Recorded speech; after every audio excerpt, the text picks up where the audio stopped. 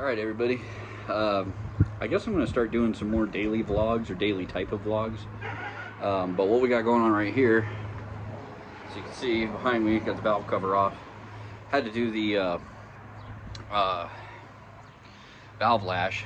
And why am I doing the valve lash? Well, if you guys own a 12 valve or 24 valve Cummins that's like, 2002 or older, you're going to notice that over time the power will start to drop off. It'll be a little noisier or quieter depending on, but you'll notice your fuel economy starts dropping. So for me, a good rule of thumb is if you're using your truck as a working vehicle, meaning that you tow with it every day or every other day or whatever, it's not just a daily driver or a weekend warrior towing your camper, stuff like that. It's a good idea to check your valves, and they won't always be out. In this case, all of them were out except for two. Number 4 and number 5.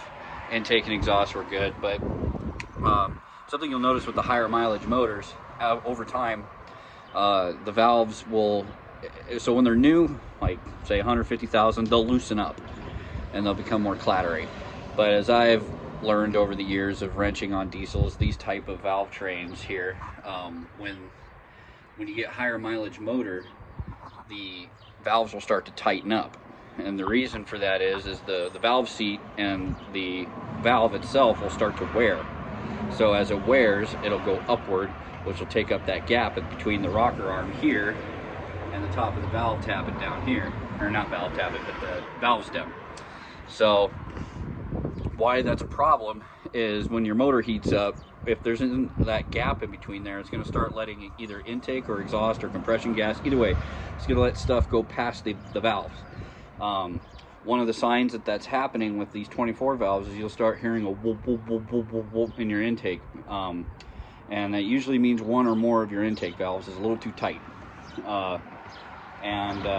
You'll notice just shit power, shit fuel economy, that type of stuff. So general rule of thumb for me is every 4th oil change, if you're running the vehicle hard for work purposes, it's a good idea to do that. At least check them. Getting this valve cover off can be a bitch depending on your setup here. Me, I've got a bunch of wires and stuff that go across it, so it's a little more difficult for me. But a tip that really helps me get it on and off is taking off the heater core hose down here. Just take it off. Are you going to lose a little bit of coolant? Yeah, but actually not that much if your system doesn't have any leaks. And you just pop that hose off real quick and then pop it back on once you get the valve cover off, as you can see here. And this way you can snake it in this way, and then it just seems to fit right in there. It's taken me a little bit to figure that out. But yeah, should I have done this when I changed the injectors out? Absolutely.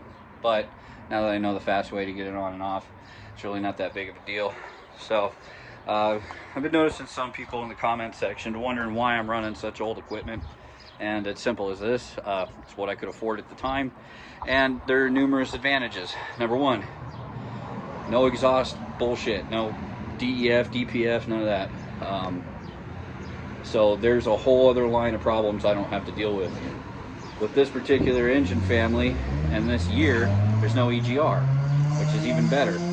Cummins did not put an EGR on, I believe, up to like 06 or 07. So even if I get a newer generation of this truck, which my next truck will be a Gen 3 with the 24 valve 5.9, but the common rail, I like the common rail motor. It puts out a little more power and it's a little bit better, more efficient. Yeah, do they have electrical problems? Yeah, they do. But if you're good with a soldering gun, then it's not that big of a deal. So, but yeah, one of the main reasons is it's simple. It's just fuel in, air in, boom, blow it up, send it out the exhaust. So that's why I like running the older trucks. Is it as capable of the newer ones? Debatable. Especially with my power tuner. I can easily, at the touch of a button, get an extra 100 horsepower out of this thing, which is great because I don't have to constantly run in the high tunes and waste a bunch of fuel. And put more stress on the motor. For the most part, I tow in this thing, unless I'm really heavy, I leave it right around factory tuning, which wasn't true before. When I had the stock injectors in there, it didn't quite have the power. I'd have to up it to like power tune 3 and 4.